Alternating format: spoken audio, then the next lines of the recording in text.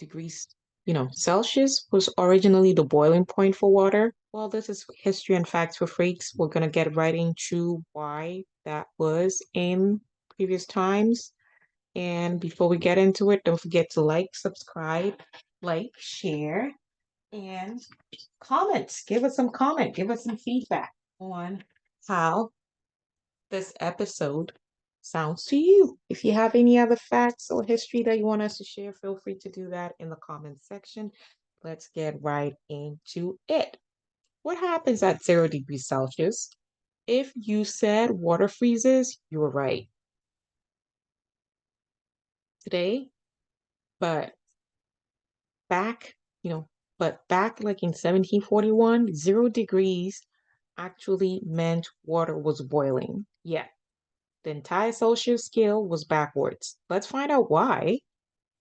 Well, it all started on Christmas Day of 1741. Swedish astronomer and physicist Anders Celsius, a professor at Uppsala University, used this new temperature scale for the first time. So Celsius was named after a Swedish astronomer and physicist.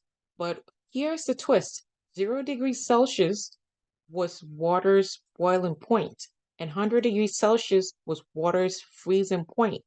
Why the flip? Historians think Celsius wanted to avoid negative numbers, a smart move in freezing cold Sweden, where temperatures drop way below zero, but never get hot enough to boil water outside. Okay.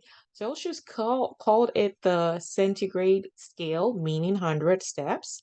And even though he used it in reverse, the idea was revolutionary. Before Celsius, thermometers were chaos. Some used butter melting as a standard. Yum. Others relied on animal body temps. That was gross.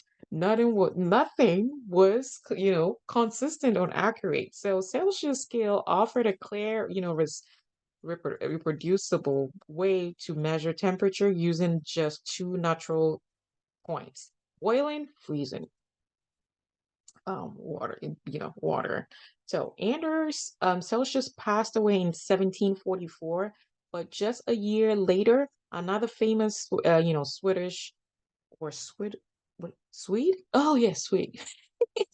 Carl Linnaeus. Okay, if I butcher the name, let me know in the comment section. Flip the scale to what we use today. So other scientists also made the switch independently. Why? Because it just made more sense that 0 degrees Celsius was for freezing and then 100 degrees Celsius was for boiling.